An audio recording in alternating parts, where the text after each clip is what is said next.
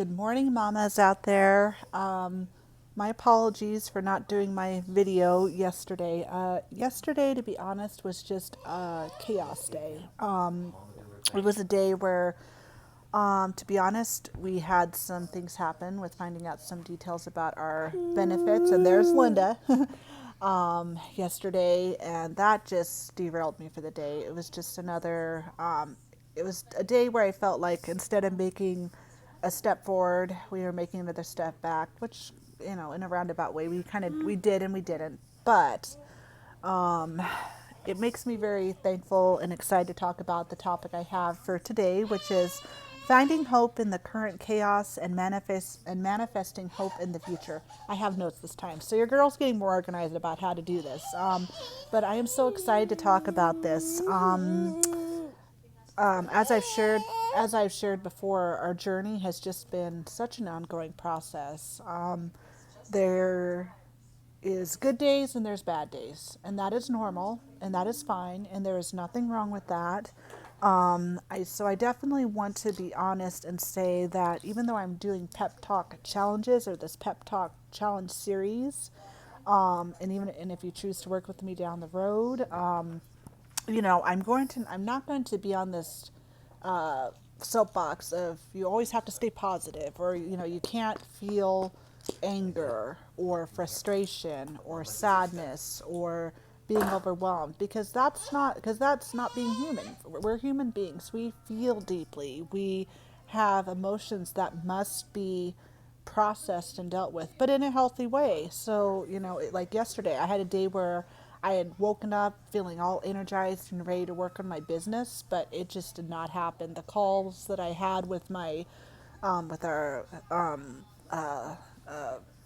benefits person just did not go as what I thought it would, and that kind of just set the mood, unfortunately, and the tone for the day. So it just made it rough, and it was a rough day. So it was just a day where I didn't get much done on my business as I wanted. I definitely was more emotional, and I kind of fell apart, and my husband had to step it up and was there for me and our daughter, and that's okay. Days are like that, where even if you're the caregiver, you have days where it is too much, because it is a lot. You're being a mother, and you're caring for, and the worry and stress never goes away for caring for a spouse or a partner that is sick. And then, of course, the financial impacts of your life having to change with becoming a stay-at-home mom to care for your family, and and also figuring out and brainstorming ways to make ends meet, and you know uh, following all the rules, making sure you're, being responsible and following all the rules to maintain your benefits, but then also budget wise, you're stretching your dollars as far as you can so you can meet all those necessity needs, you can keep the lights on, you have internet, you have water so you can do laundry and take showers. So it's a lot. So it's no small cookie of what us as stay-at-home moms, while also being caregivers for a spouse or partner, it's a lot. So I just want to, excuse me, I just want to share that with you today, as we do today's challenge. So anyway, let's get into day 6. All right. So like I said, it is very important to have a positive attitude, but also it's okay, and it is okay to process the negative, because that's normal. As I'm generally, if anyone knows me, I'm generally a very positive, encouraging, upbeat person. But like I had in yesterday, please sit down, honey. No, please sit down. Like I had happened to me yesterday. Yesterday was a day that I was just off, and that was okay. So, going back to day 1, give yourself grace. So give yourself grace on days when you do have an off day, and it is okay. All right, it is okay. It doesn't mean you're a bad wife or partner. It doesn't mean you're a bad mother. You're human. You're under a lot of stress. You're dealing with a lot. So it is okay. It is okay. Also, it's important to focus on the blessings. What are you thankful for today? What are you thankful? What is one thing that's happened this week that you're thankful for and that was really positive? I know for me yesterday, I was so thankful that my off day, even though it was rough, I was so thankful that my off day was on a Tuesday because on Tuesday nights is when I have my group coaching calls with my business coach, my writing coach, and then our group, our whole mastermind group. And oh my gosh, just I was smiling and being encouraging, encouraging my girls in the chat like I always are, which I love doing. But I was feeling emotional and just on the verge of tears through the whole call, and just and at one point I decided I wanted to speak, and it wasn't necessary. Excuse me, it wasn't necessarily so much for being coached, but it was more of just releasing, and just I just felt so thankful that I have that community, that I have a business coach that is working with me to help me build my business in such a good way to make a big difference.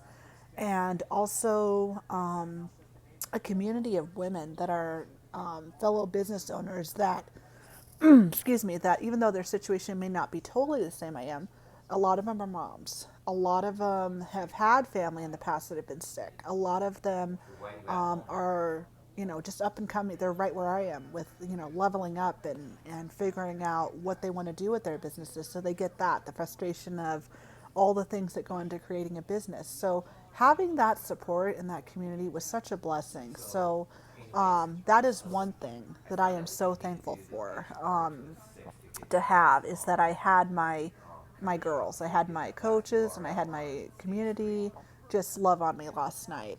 Not that I want to be the center of attention or anything, but just knowing I have a safe place to feel secure, to feel loved. So, what community or support do you have?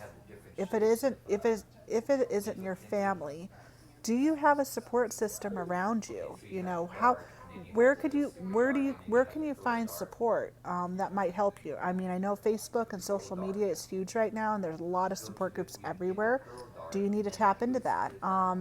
Is there maybe a way online with your church that you could, or your spiritual leadership, that you could do something virtual online on Zoom or something? So take the time to invest in that and finding support that can help you, because community is everything. We're human beings aren't meant to be isolated and alone, especially when we are going through something hard. And I think with this pandemic, I know for me, it is just, oh my gosh, just honed on that even more so. It has been hard. Being a stay-at-home mom and having the usual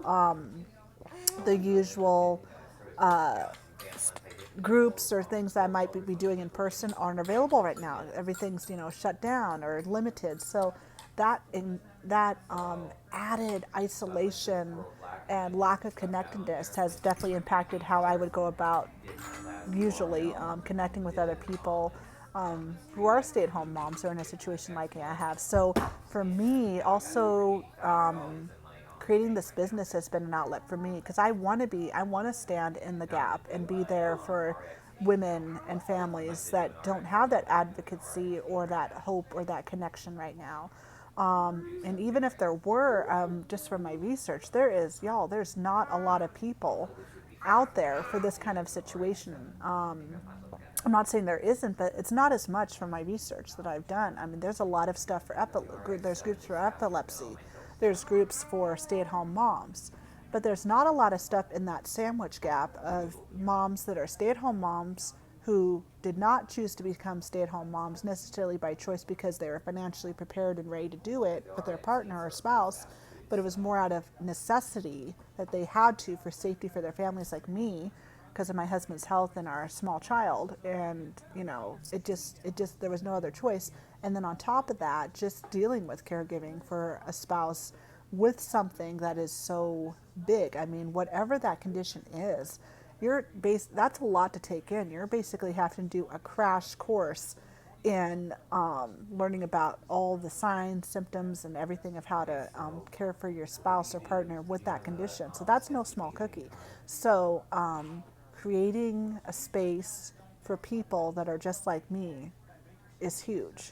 And because I want to give people hope. I mean, I want to share the good stuff as the good stuff in terms of offering hope and encouragement, but also but also being honest and sharing the hard stuff about going through this kind of a type of a situation and journey. So that is totally where I'm coming from when I'm wanting to share my heart with you guys. So I hope you know that. So anyway, I'm kind of deviating here, but bear with me here. But I just feel like there's just so much good stuff here that I want to share with you that I know that I feel in my heart that someone needs to hear.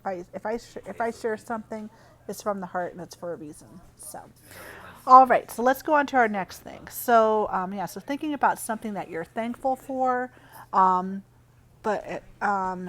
something that went well for the day.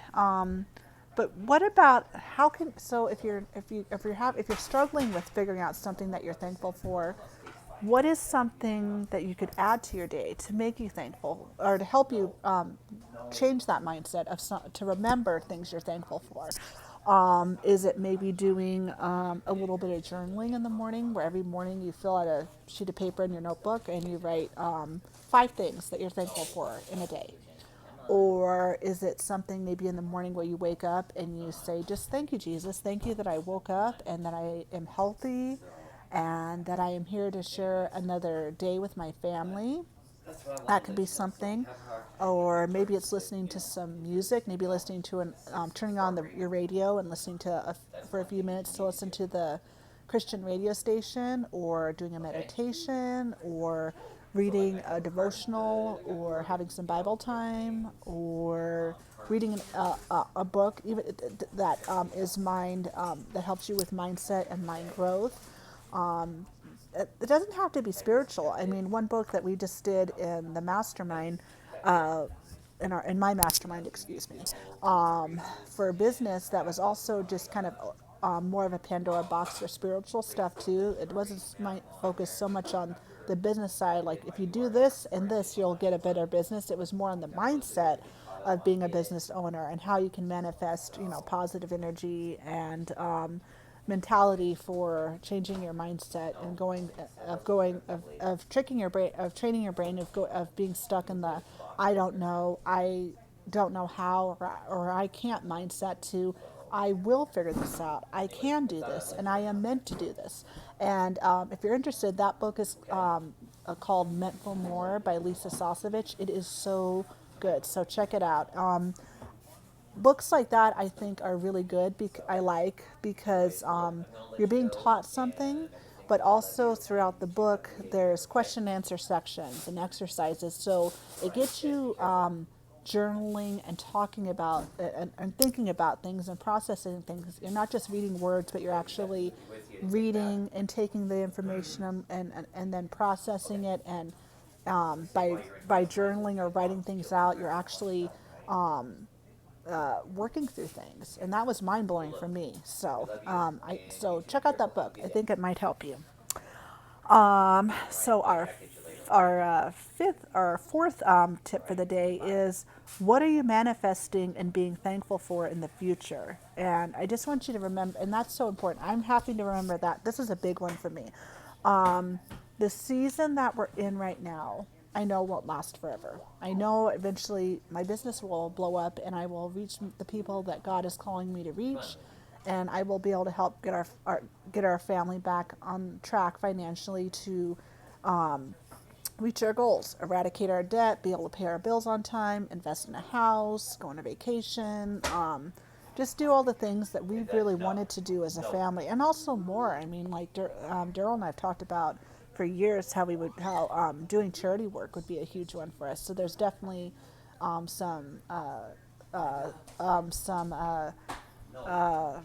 foundations and stuff that we really believe in the work that they're doing, and we would love to partner with them. So that's a huge goal for us, and also our church, because our church is very active in our community here, and we want to give back.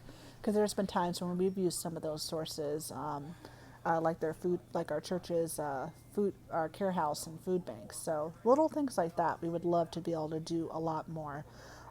So thinking about that, having a goal, having something productive and tangible to think about when you're in that rough season, I think is very helpful. Because if you're just so tunnel visioned in on the negative side, like, oh, we're in such a hard time now, life is not going to get better, that just weighs you down. Negative energy and negative thinking just weighs you down. It doesn't help you get through things any better.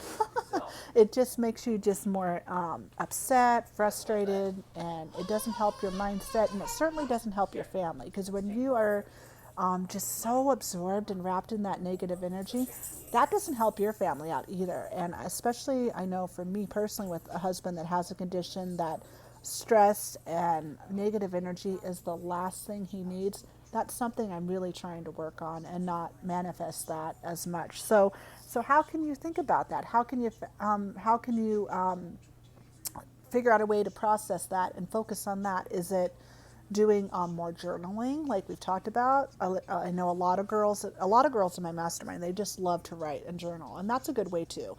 But maybe it's doing a vision board. Maybe it's taking a board and putting pictures, quotes, words that speak to your soul and your mind about getting through the rough, to help you process getting through the rough season right now, and then being focused and just so driven to reach those goals once this hard season is over. And so again, like for us, as some examples, getting out of debt, getting back financially, getting off of welfare, getting back into the point where we can start applying for getting into a house and get out of renting, going on our first family vacation when the pandemic's over, or doing charity work, whatever that is for you.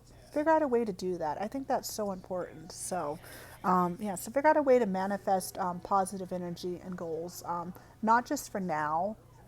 Yes, working on yourself right now is important, but I think definitely having a vision for the future is important too, because that keeps driving you as well. It's like, okay, if I want to get from point A to point B, how do I get there?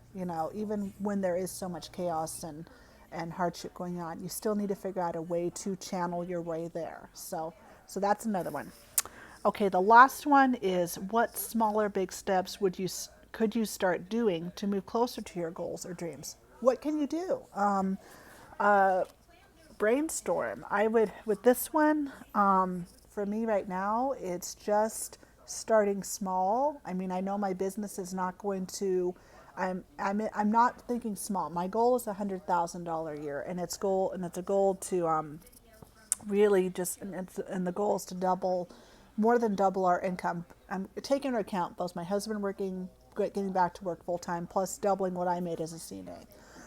And what I could do with that kind of money, and just living in more of a life where it's not such a struggle. But I know that doesn't happen overnight. I'm not saying that goal is not isn't possible. If there's anything I've learned in this whole journey with my business, is that it's possible. It is so possible. Some of the girls in my group have had some big months where they've started from nothing, and they're just like me. They've been in the basic workforce, and they've done amazing things, and they've had massive sales and success with their launches and blowing up their businesses, and the women that they're being called to serve in their own niches or topics. So for me to start small, though, my first goal is just to be able to have my first month where I hit $3,000 a month. That is about doubling my part of the income for our family, or even just hitting half of that. So if I could have a $1,500 month or a $3,000 month, that would be huge, because that would be a step in the right direction of replacing our income. And if I can, and doing that consistently. So the $100,000 year will come.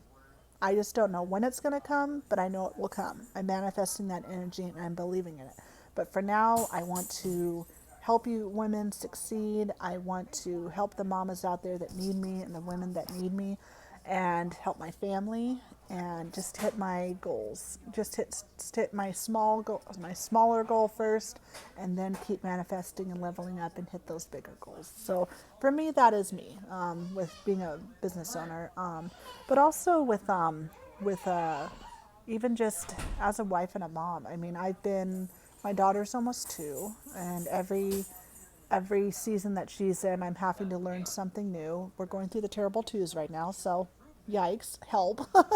So I'm definitely wanting to be a mom where I discipline her the way she needs to, but I take into account that she is small. She's definitely really strong-willed, just like my husband and I are. So, oops. And then yes, I know, I love you too. And then I also want to also incorporate just how I can level up even as a spouse. I mean, my husband and I have been married 9 years, and and I'm so lucky. I'm the luckiest girl on the planet. But just because we've been married for almost a decade, it does not mean that you still can't learn. You still can't do better. Communication is important at every stage of life. This last year has definitely been 2020 was definitely a year where those vows that we said were put to the test more than anything. There's been other seasons though where we were like, living, really living the richer for poorer, and but 2020 was the for better, for worse, in sickness and in health, until death do us part, forsaking all others, as God is my witness, was really lived out in 2020. I mean, being broke, dealing with some really serious, scary health issues, and not knowing if I was going to lose my husband, to just be flat out honest. I'm just going to throw that out there. So it was tough. It was really, really tough, y'all. So that has really honed in on me that I learned so much from that year, even though it was so rough, and I put a lot of pressure and stress on myself with that situation. Maybe not in the healthiest ways, but I did. So now moving forward, I still want to level up and be the strong, healthy, mentally and emotionally and spiritually and physically wife I need to be for my husband. Because as his health has changed, I definitely has impacted how I need to support him. Men, they tend to be the wanting to provide, the go go go go go type people, and that's they really identify with being providers and being the leaders of the household. And this last year, Daryl couldn't do that. I mean, he was still a leader and he was still a wonderful husband, a wonderful father, but because of his illness, that impacted how he was able to carry out some of those things in some forms. When he was so tired and he was dependent on me to kind of pick up the slack with caring for our daughter, brainstorming ideas for getting financial assistance because he couldn't work as much, just being tired and just needing help to have him taken care to help take care of him, keeping track of all of his meds because he's not used to that. So that was quite a different experience for both of us. To go from Daryl being usually the one that kind of takes the lead and is the one that's taking the lead and being the protector, being the provider, just really working his butt off, and to see him just have to stop and slow down and not be able to do as much that he could before was devastating for him. It was devastating to his manhood. It was, it hurt him that he couldn't be the husband and father in the way that he was used to. But at the same time, it was my job to figure out ways to love on him and support him really deeply, spiritually and emotionally and mentally, that to assure him he was still a good husband, he was still a good father, and that he's not defined by this illness, and it is not his fault. He just got we live in a fallen world. We got handed something really tough, and it is not his fault. It happened, and it's okay to be I've had to help him understand that it's okay to be frustrated and sad and angry and to grieve, because the rug pretty much got pulled out from under our family as a whole, but more importantly for him. I mean, because he totally had to change the way that he lived. You know, he couldn't work as much. He had to start taking all these meds. He had to um, have learn how to have interventions in place if he did have an attack. He had to learn how to be open and honest with his boss at work and say, hey, I can't do things to the full extent right now in terms of hours that I work. I need to slow down. The doctor has said that, and I have to advocate. And so he had to advocate for himself. He's very much the person, a type of person that he'll work extra hours, you know, because not only to provide for our family, but to show up. If other people are slacking off, he likes to pick up the slack. But to be in a position now where he has to say, I would love to pick up all these hours, but I can't anymore because I need to rest and I need to slow down so my body can heal, and not be overly stressed or taxed. So the medication that he's taking and treatment he's going under will actually work, because you know we're trying to get him stabilized to where he does consistently feel better and that he has less attacks. But with epilepsy, the more stressed you are, the worse it gets. You know, when your body's under a constant state of stress, physically, mentally, it just does not do anything for you. Your body just can't relax. It just overdoes your body, or over, what's a better word? Over revs your body, I guess, for lack of a better expression. So anyway, and we really deviated off there. I'm sorry. No, I'm not sorry, because like I said, this is stuff I think that you guys need to hear, and I'm going to be open and honest, and I'm not going to sugarcoat anything. So no, I'm not going to apologize for that. So anyway, that I think wraps up our day 6 challenge. If you have any questions or concerns, I am more than happy to sit down with you on a discovery call on Zoom. So DM me either on here, or leave a comment and I will get back to you. I would love to work with you more one-on-one, and I do have things available that can help you, if you'd like to have some more, so if you're interested in some paid options to move forward. But I want to be in your corner. I want to help you, and you are not alone. I pray that God will give you peace in your heart and in your soul, whatever your situation is. And I offer hope that you are not alone. You are an incredible wife, partner, / mama. You are doing the best you can with the crazy, crazy situation you've been dealt. And that this is just a season. I wish I knew how long this season was going to last, both for myself and my family, and you as well. I don't. I wish I can't not see into the future, but I just want to leave with you that I will be here. I will continue to be here for you, and that I'm offering you that hope that even though we don't know the Lord's plan at this point for our families, that He is still in control, even with all the political stuff going on, even with all the hard stuff going on in our families. He is still in control, and we will make it through. And there is nothing wrong with that. All right. All right. Well, I will see you tomorrow for day 6, or excuse me, we are on day 6.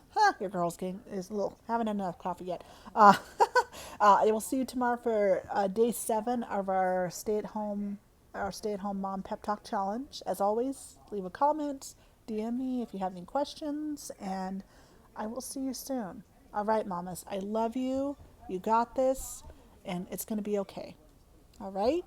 All right. Take care, guys.